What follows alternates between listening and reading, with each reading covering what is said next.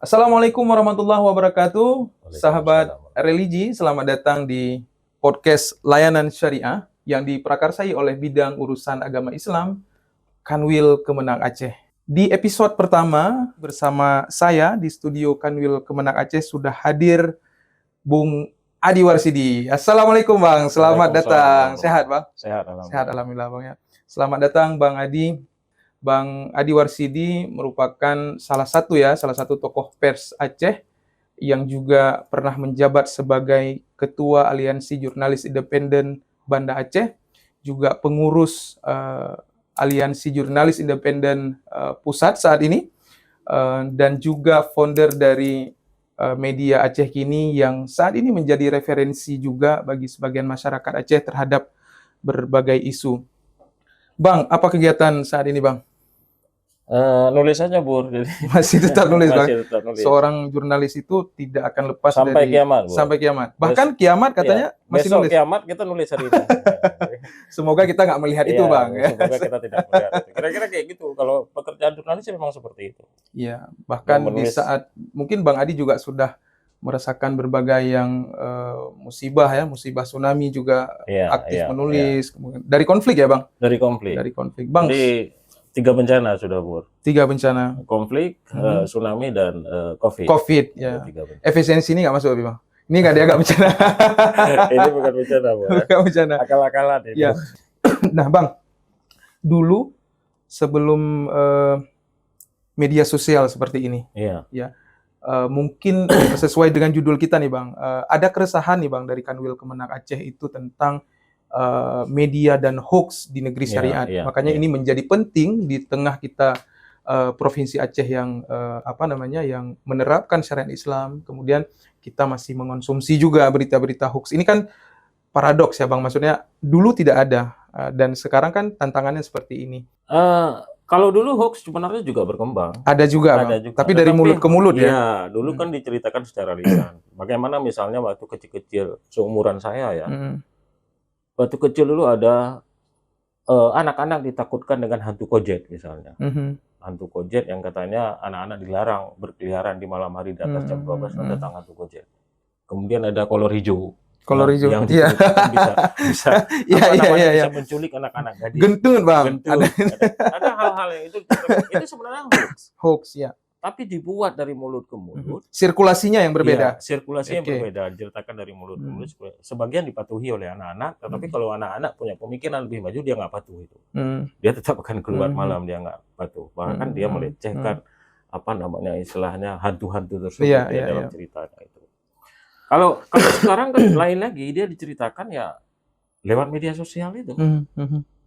Ininya lebih canggih, polanya lebih canggih karena ada istilahnya dia punya kreator khusus, konten kreator khusus yang menciptakan hoax itu yang disebarkan untuk kepentingan pribadi, kepentingan golongan, dan ada 1-2 yang iseng.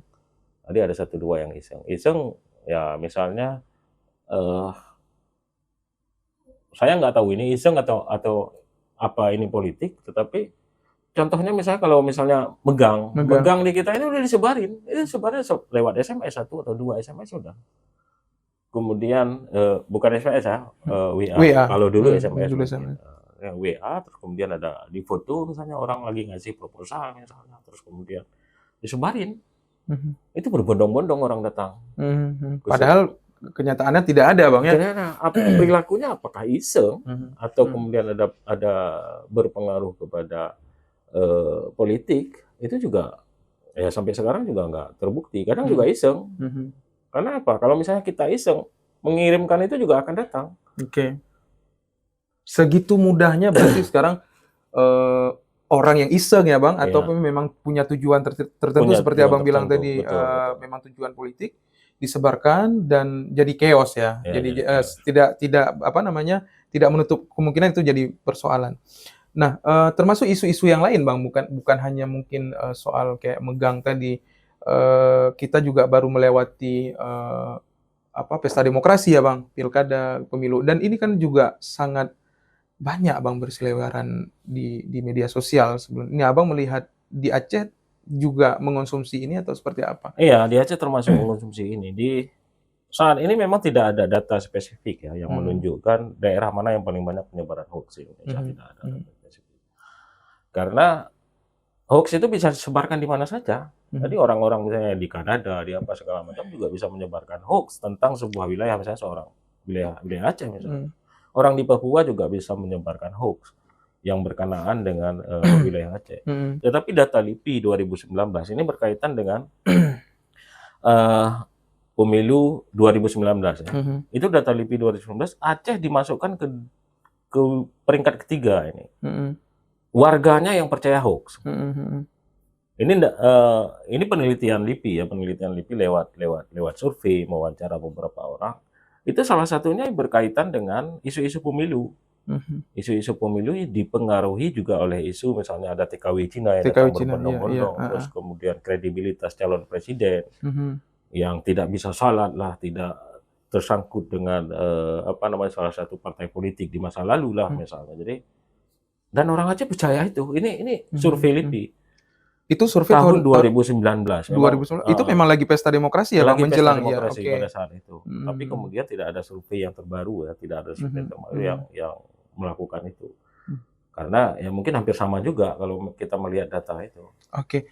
Abang melihat ini memang perilaku masyarakat kita yang kemudian mudah sekali ke-trigger dengan berita-berita yang tidak benar, atau seperti apa, Bang? Salah satu hal penting, orang terpengaruh hoax itu fanatik. Fanatik. Okay. Dia fanatik bisa saja, fanatik agama misalnya. Okay. Kemudian bisa fanatik terhadap salah satu calon misalnya. Dia itu, karena orang fanatik ini kadang-kadang tahu bahwa itu hoax, itu tidak benar. Tetapi karena sesuai dengan hatinya atau kepentingannya, dia akan menyebarkan itu. Itu yang sering terjadi di tempat kita di Aceh ini, orang-orang yang berfanatik agama juga kemudian ikut menyebarkan itu. Ini terjadi. Seharusnya kan berbalik ini, tapi enggak berbalik. Saya ikut beberapa grup misalnya yang di dalamnya ada beberapa orang yang sangat beragama, sangat pintar secara akademisi. Tapi nyebar juga. Mereka nyebar juga hoax. Terus kemudian ya saling mengingatkan, kan di situ saling mengingat itu hoax. Berarti itu memang hoax. Perilaku ya, Bang? Jadi perilaku. Jadi dia tidak tidak bisa dipetakan misalnya, oh karena dia rendah literasinya, karena dia tidak paham, enggak. Karena semuanya juga bisa jadi penyebar hoax, berpotensi. Bahkan kadang-kadang ada dokter ya, Bang, ada dokter yang ikut menyebarkan. Betul. Mungkin Subur juga sering melihat. Iya. Karena dia fanatik sebenarnya, dia fanatik. Tetapi ya itu tadi, karena dia merasa, oh itu betul, sesuai dengan kefanatikannya itu bukan berbasis ilmu pengetahuan lagi. Dia ikut menyebarkan lagi. Dan jarang sekali kemudian orang yang membendung perilaku itu jarang. Bahkan orang itu ketika sadar, dia tidak mau mengakui bahwa itu salah, bahwa itu tidak benar gitu. Bahwa itu tidak benar. Paling delete pesan, Bang, kalau di WA. Karena udah malu. Delete pesan. Ya seperti itu. Ya, berarti memang tidak indikatornya bukan hanya dia berpeci, agamanya bagus, literasinya bagus, tapi semua bisa melakukan itu berarti, Bang. Semua bisa melakukan. Konon lagi masyarakat yang memang sama sekali tidak punya informasi arus utama nih, Bang. Betul. Konon lagi masyarakat di sana, di kelas bawah. Tetapi biasanya masyarakat kelas bawah kan kurang peduli terhadap isu-isu yang politik itu tadi. Paling mereka terpengaruh ketika misalnya ada kampanye-kampanye saja. Mereka terpengaruh soal itu.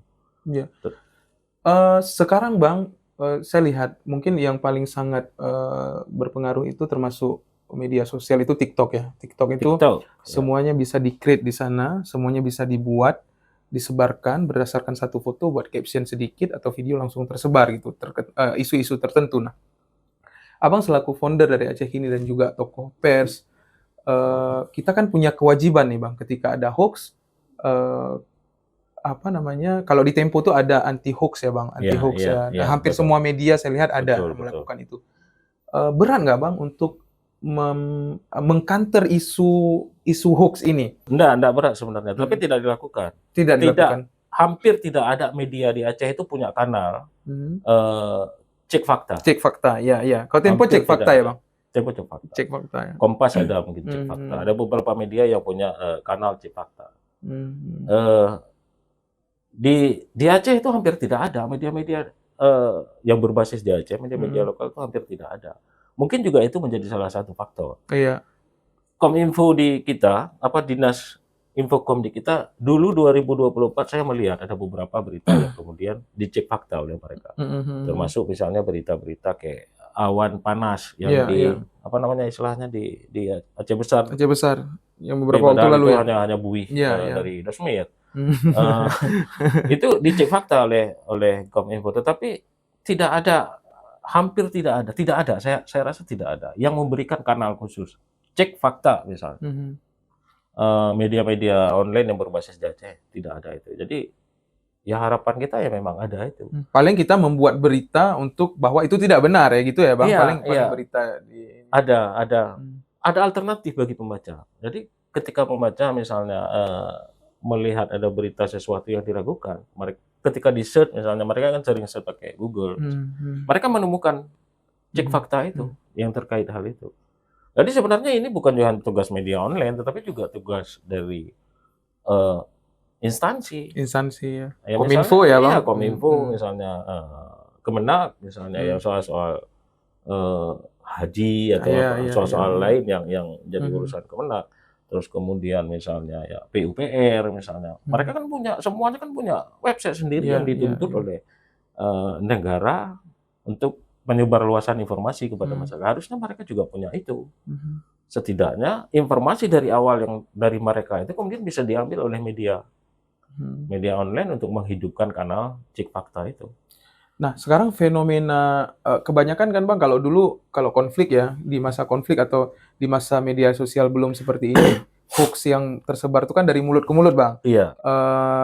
Sekarang media sosial ya Bang, ini mengalahkan media mainstream, media massa gitu kan.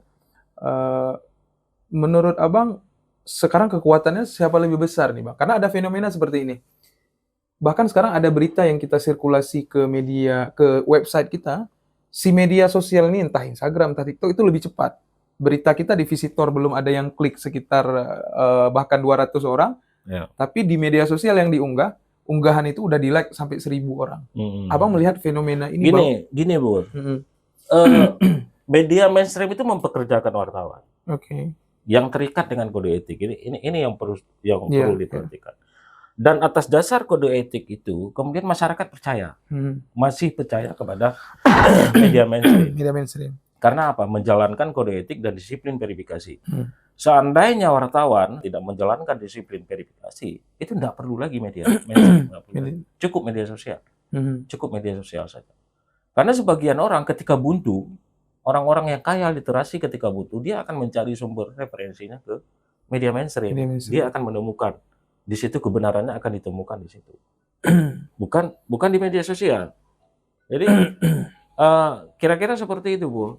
Makanya kemudian berulang kali kita menyampaikan bahwa disiplin verifikasi itu penting dijalankan oleh jurnalis. Karena kalau tidak ada itu ya tidak butuh lagi pekerjaan jurnalis. Karena kita terikat dengan kode etik tadi ya, Bang? Iya, terikat dengan kode etik tadi. Makanya kemudian media mainstream itu kan diuntungkan dengan undang-undang. Kalau misalnya bukan ada 1-2 media mainstream yang kemudian menyebarkan hoax karena terpengaruh dengan media sosial. Tetapi ketika mereka menyadari, mereka akan melakukan klarifikasi atau mencabut berita itu atau memberikan keterangan atas berita itu. Ada beberapa memang yang kemudian ketika mereka sadari itu hoax, terus mereka akan mencabut berita itu. Katakanlah kalau media sosialnya yang memang melakukan juga hal yang benar, tidak ada masalah ya Bang? Tidak ada masalah. Jadi malah justru itu jadi kayak sirkulasi dari informasi ya. Iya, tapi betul. Yang bahayanya kalau dia melakukan penyebaran informasi yang tidak benar gitu. Iya.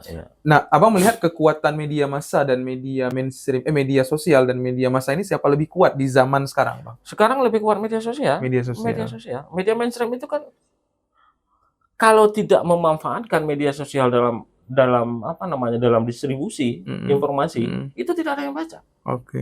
Karena berapa orang misalnya di tempat kita di Aceh misalnya yang mengeklik khusus serambi-news.com, berapa orang yang mengeklik alamat? Enggak ada. Betul. Mereka mendapatkan informasi dari link berita itu dari media sosial. Facebook, Instagram, WA misalnya dikirimkan, ada berita bagus nih, dikirimkan linknya seperti itu. Dari situ mendapatkan informasi. Kalau misalnya menarik untuk dibaca, terus kemudian dia akan membaca beberapa lagi berita yang ada di situ. Oke. Nah, kita Bang, bukan salah satu provinsi yang menerapkan syariat Islam gitu ya. Iya. Mungkin tadi udah Bang cerita soal ada Tengku mungkin yang juga ikut menyebarkan ya, kita tidak bilang siapa, tapi memang ada fenomena itu. Ada. Nah, ini Abang melihat di satu sisi kita provinsi yang menerapkan syariat Islam, tapi peredaran hoax, berita hoax juga ada sangat tinggi itu, terutama di saat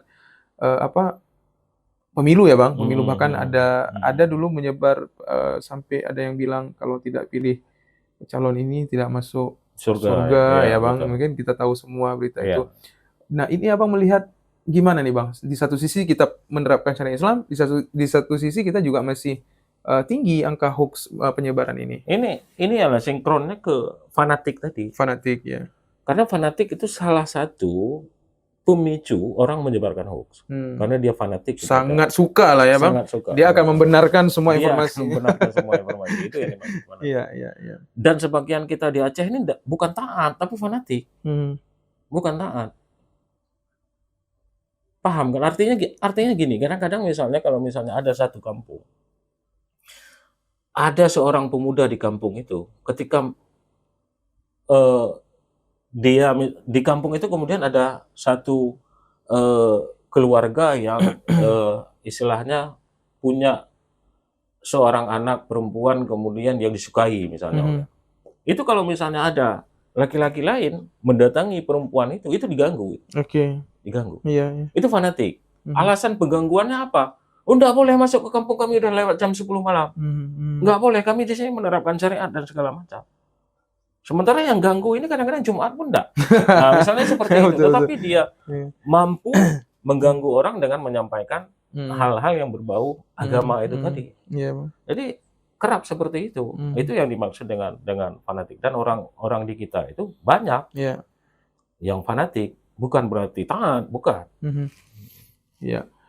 Baru-baru ini ada fenomena lain lagi nih Bang, selain soal penyebaran berita, ya, temenak di media sosial Bang. Oh iya. Ini juga bagian dari pengaruh media sosial tentunya Bang. Selain memang beda isu dengan hoax, tapi beberapa pengguna media sosial, kita tidak bilang siapa Bang, memang melakukan ujaran-ujaran yang seperti itu di ini Abang betul. Melihat fenomena ini seperti apa? Saya gini, Bu, orang Aceh memang suka dengan temenak itu. Saya agak heran, saya belum ada mungkin satupun penelitian soal ini. Makanya nanti mungkin jadi tugas kita untuk meneliti ini atau tugas akademisi. Kenapa orang?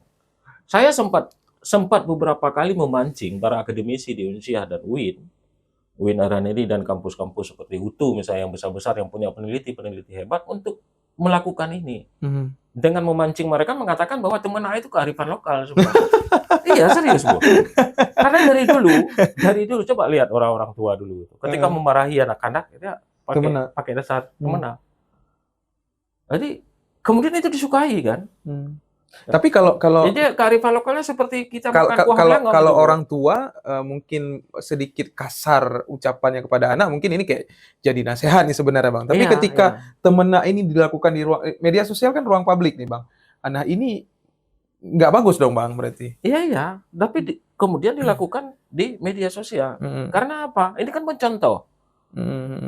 Budaya ini kan mencontoh. Orang kita memang suka temenak. Jadi mencontoh. Pelaku di media sosial, konten kreator di media sosial itu, dia melihat seberapa banyak orang menonton video ini dan seberapa banyak, dia akan meriset juga itu. Kalau misalnya kita temenak dengan sopan dan temenak, dibuat 2 video misalnya sebagai contoh, video konten ya. Yang lebih ramai itu pasti yang temenak. Kayak ada kegandrungan juga dari masyarakat kita juga walaupun dia nggak suka temenak mungkin suka dengar ya Bang. Suka dengar.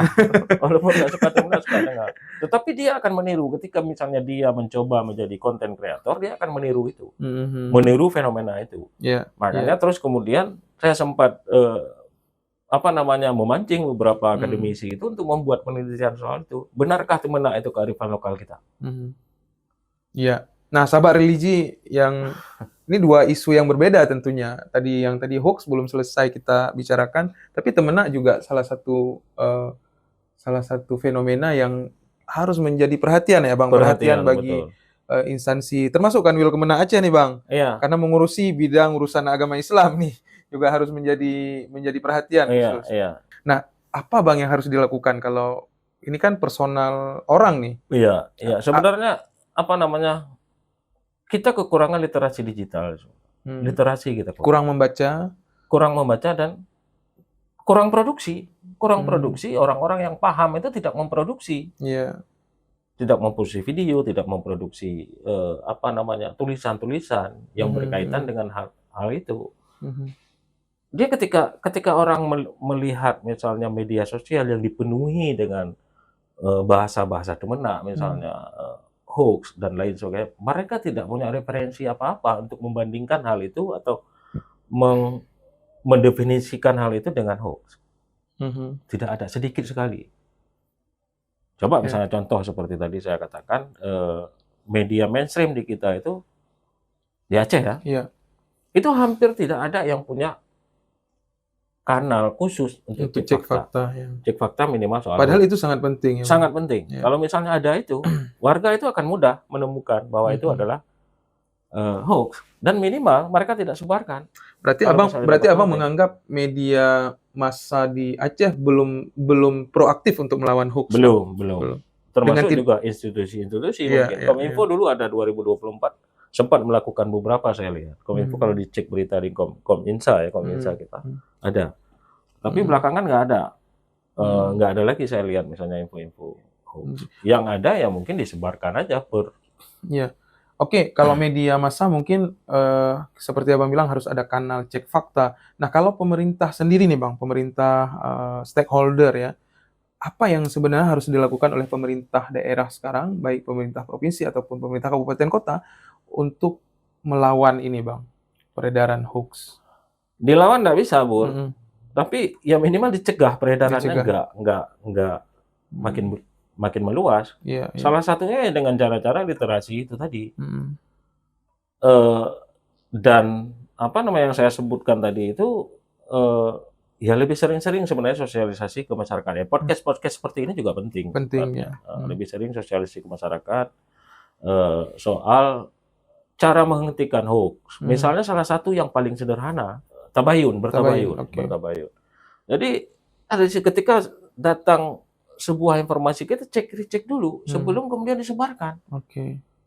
Jadi ini kemudian yang tidak dipahami secara mendalam atau masuk ke pikiran masyarakat, sehingga mereka baca sekilas kemudian sebarkan. Kalau misalnya tidak disebarkan lagi, sampai di HP mereka cek, tidak disebarkan lagi, ini lama-kelamaan akan peredaran hoax minimal tidak akan menyebar seluas. Nah, selaku individu nih Bang ya, bagaimana menjadi seorang konsumen media ya, baik media, terutama media sosial yang baik nih Bang. Selain memang bertabayun tadi ya, maksudnya karena keseringan kita nih nggak tajaro Bang. Pas kita lihat ada informasi, kita belum tahu nih, langsung kita share, bahkan di status, di story, dan di mana. Nah, untuk menjadi konsumen media yang bagus, itu seperti apa Bang? Selain memang tabayun tadi. Apa yang harus dilakukan oleh sahabat religi nih, ketika dapat informasi yang belum tentu akurat, dan dia juga tidak tahu nih betul atau enggak. Enggak ada cara lain, cuma bertabayun. Mau menyekat jaro Bang? Menyekat jaro udah share gimana? Ya itu kan gatal tangan itu kan sebelum bertabayun. Kalau sesudah bertabayun kan nggak gatal tangan lagi. Karena memang gini Bang ya, betul nggak nih ya? Udah share memang karena kata jaro penuh. Tapi kan kayak cerita tadi, masyarakat yang sama sekali tidak ada pengetahuan tentang itu. Ya itulah tadi, itu saya masukkan ke fanatik itu tadi. Fanatik ya. Ketika kita membenarkan itu, gatai tangan itu berarti kita termasuk orang-orang yang fanatik. Karena kita langsung membenarkan sebuah informasi yang kemudian kita terima. Berarti itu sesuai dengan. Tapi kalau misalnya kita mendapat informasi yang kita berada di fanatik di sebelahnya, misalnya ini dalam politik ini, ada informasi yang hoax soal calon B. Calon B itu kita sukai. Kita fanatik sekali dengan calon B. Ketika ada informasi buruk ke calon B ini, kita pasti akan mencari kebenaran. Oh, ini tidak benar, yang tidak mungkin ini. Kita bahkan tidak menutup kemungkinan akan mengkanter. Mengkanter. Tapi kalau misalnya kebetulan ada informasi buruk soal calon A, yang kita juga membenci dia, itu akan kita share. Nyok betul, kita share juga. Kita akan share. Bahkan tidak melakukan tabayun. Jadi seperti itu. Itu yang dimaksudkan fanatik tadi. Nah, kalau di dunia jurnalistik sendiri, Bang, kira-kira ada nggak, Bang, ya, jurnalis yang termakan isu hoax, Bang? Ada ya? Ada beberapa yang kemudian saya temukan itu malah naik di media. Jadi ada isu hoax di media sosial, media. Tapi karena kerja media mainstream itu dilindungi oleh undang-undang, mereka itu yang bisa dengan mudah melakukan counter terhadap berita itu sendiri. Memang amanatnya seperti itu. Ada informasi hoax, terus kemudian ditulis ke media, terus kemudian diketahui, dia bisa mencabut atau meralat berita itu. Tetapi kalau media sosial, itu kan tidak bisa melakukan itu. Ada kekosongan hukum ini di media sosial. Dia tidak bisa melakukan itu. Dan tidak mau dilakukan itu. Dia menyebarkan informasi hoax, terus kemudian diketahui oleh publik, dan dia ketahui sendiri sebagai hoax, dia nggak mencabutnya. Dia nggak membuang. Ada 1-2 orang mungkin yang sangat mengerti, terus dia kemudian membuang informasi itu. Itu oke. Tapi banyak sekali yang nggak membuang itu. Dan kemudian dikutip oleh banyak orang lagi. Bayangin berapa peredarannya seperti itu. Kalau di Aceh, Bang, yang Abang lihat, isu hoax seperti apa yang sering tersebar, Bang, melalui media sosial? Kalau di kita ini politik. Politik. Politik lebih sama isu-isu agama. Karena intoleransi di Aceh ini masih sangat tinggi. Seperti ini data dari Setara Institute kemarin yang masih sangat tinggi. Saya sempat berdiskusi dengan beberapa kawan-kawan yang tidak sepakat dengan Kota Banda Aceh karena disebut tinggi, intoleransinya tinggi. Tetapi kemudian yang saya temukan itu surveinya itu bukan hanya soal antaragama rupanya. Di agama itu sendiri gitu ya, Bang? Di agama. Berarti surveinya ke situ. Iya, di agama itu sendiri juga ada disebut intoleransi. Misalnya di dalam Islam ada beberapa aliran di dalam Islam, terus kemudian ribut, berebutan masjid lah, kan. Kemudian soal zikir lah, soal macam-macam. Itu juga disebut sebagai intoleransi antar umat beragama. Padahal terjadi di satu agama, Di satu agama. Tapi kalau misalnya kita dengan Buddha, Hindu, sangat data dari ini, toleransi kita antar umat beragama sangat bagus sebenarnya di sini. Tidak ada yang terusik dengan. Tidak ada terusik. Nah, satu lagi, Bang, mungkin kebalikan dari isu hoax ya tentang penerapan syariat Islam di Aceh. Mungkin tahun-tahun terakhir sudah agak sedikit redam nih, Bang.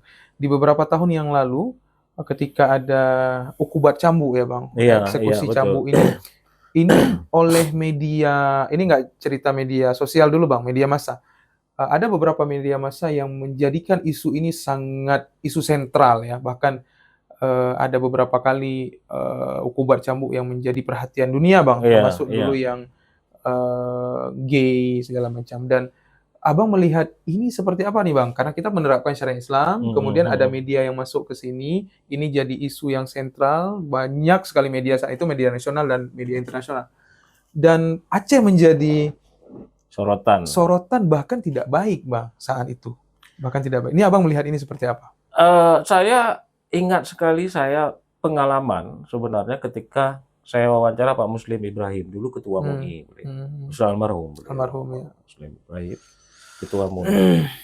Dulu ada salah seorang TKI, saya refresh kembali ingatan, mau dihukum pancung di Arab Saudi. Oleh kawan-kawan di tempat saya bekerja, waktu itu masih di Tempo, karena mau menurunkan majalah soal itu, mereka ingin bertanya kepada salah seorang ulama Aceh. Saya diminta wawancara. Dan saya wawancara dengan Prof. Muslim. Prof. Muslim kebetulan juga lama di Saudi. Saya bertanya kepada beliau soal itu. Bagaimana pandangan Pak Prof melihat hukum cambuk di dan Aceh. apa yang harus dilakukan oleh pemerintah Indonesia untuk membantu si TKI tersebut, TKW. Beliau bilang begini, beliau sangat tegas jawaban beliau. Mereka sudah menjalankan syariat Islamnya sesuai dengan istilahnya aturan-aturan yang telah mereka jalankan. Kalau misalnya kita tidak sanggup menjalankan syariat Islam seperti mereka, kita jangan mencampuri urusan mereka. Itu jawaban beliau yang kemudian saya kutip. Jadi tidak ada pertanyaan lagi setelah itu. Jadi dia meminta supaya pemerintah Indonesia jangan terlalu ikut campur soal hukum yang telah mereka kaji, yang telah mereka terapkan, ya, yang seperti itu. Dia bilang. Ini juga seperti itu. Sebenarnya kalau misalnya kita lihat mau berhadapan, kalau misalnya lihat secara hukum, ya tidak usah ikut campur dengan apa yang kita lakukan saat ini di Aceh. Nah, saya ikut campur soal media yang membesar-besarkan atau menulis, ya itu kan sesuai dengan fakta yang di sini, fakta yang mereka dapatkan di sini dan sesuai dengan representatif dari mereka. Kalau di kita kan tidak usah terlalu peduli itu kan, kalau misalnya pejabat pemerintah di sini atau yang menjalankan hukum di sini kan tidak terlalu peduli itu. Karena kita menjalankan ya sesuai dengan hukum kita, karena kan dua-dua. Ini kan juga dilindungi oleh hukum gitu. Bang, walaupun kita bukan ahli agama nih Bang, bukan tokoh agama. Oh bukan. Ya, kita hanya melihat fenomena. Kita hanya melihat fenomena nih ceritanya. Apa nih saran Abang buat, karena kita nih podcast layanan syariah nih Bang. Apa yang harus dilakukan oleh pemuka-pemuka agama untuk meredam ya peredaran hoax di media sosial Bang? Gini, ya minimal Kemendak sama MUI lah misalnya. Untuk isu-isu yang berkaitan dengan agama, lebih sering-sering sebenarnya menyampaikan bahwa hoax ini bertentangan dengan ajaran agama. Semua agama ya Bang? Semua agama. Jarang sekali kita dengar. Tapi kalau misalnya Kemenak kemarin Tengku Faisal Ali sudah ngomong soal itu. Tetapi kalau penyebaran hoax mungkin sudah juga keluar di fatwa ulama. Tetapi kan tidak diulang-ulang. Hal ini kan tidak diulang-ulang. Termasuk dalam agama Islam berarti Bang, kalau khutbah ya harus jangan selalu soal fikih mungkin ya Bang. Ini juga bagian dari perilaku ya. Iya, minimal ya saat beberapa minggu sekali mungkin di tiap-tiap masjid itu juga disampaikan informasi-informasi soal bagaimana kita bertabayun kalau kita menerima sebuah informasi misalnya. Minimal. Padahal Al-Quran sendiri memang mengajarkan kita mengajarkan itu. Tetapi kemudian ya tidak diulang-ulang. Tidak diulang-ulang, sehingga sebagian orang kan ya menganggap itu tidak jadi masalah gitu loh. Menyebarkan hoax itu tidak, bahkan jadi lucu-lucuan. Setelah nyebar hoax terus kemudian ketawa rame-rame, mereka tidak melihat bahwa akibatnya itu ya bisa memecah belah. Coba lihat misalnya informasi-informasi terkait dengan pemilu 2019 yang 2024 kemarin, itu sampai sekarang itu masih berseteru. Hanya gara-gara beberapa berita hoax yang dulu sampai sekarang masih berseteru ini antar pendukung. Baik, sahabat religi, ya sudah sangat banyak kita bicarakan tentang isu hoax ya, isu hoax juga isu Temena tadi ya Bang, yang menjadi sentral sentral isu belakangan ini di Aceh.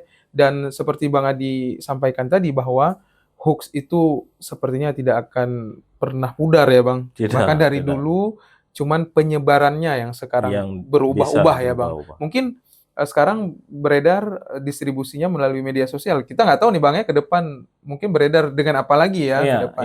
Pasti ada pola-pola tertentu. Dan seperti Bang Adi sampaikan tadi, apapun informasi tetap harus di cross-check, bertabayun. Ya minimal kalau seorang jurnalis bisa melakukan cross-check, cek fakta dan segala macam, tapi kita masyarakat umum yang menerima informasi apapun yang tidak benar, belum tentu kebenaran dan keakuratannya, setidaknya bisa bertanya kepada siapapun. Bang, untuk terakhir Bang, silakan Bang, closing statement dong. Untuk mungkin saran bagi masyarakat Aceh nih Bang, bagi sahabat religi Bang. Iya. Bagi saya di setiap diskusi soal hoax, saya selalu menyampaikan bahwa sebelum menerima sebuah informasi itu, yang jika kita ragu sedikit saja, maka cek dulu. Cek dulu sebelum menyebarkan. Kalau misalnya belum ngecek, itu jangan disebarin. Hanya dengan cara itu kita bisa menghentikan peredaran hoax. Baik Bang Adi, terima kasih sudah hadir di podcast Layanan Syariah. Semoga apa yang disampaikan oleh Bang Adi ini menjadi menjadi renungan bagi kita semua dalam menyebarkan informasi. Baik sahabat religi, saya Suburdani selaku pemandu podcast hari ini mohon undur diri dan Bang Adi Warsidi juga mohon undur diri. Assalamualaikum warahmatullahi wabarakatuh. Waalaikumsalam warahmatullahi wabarakatuh.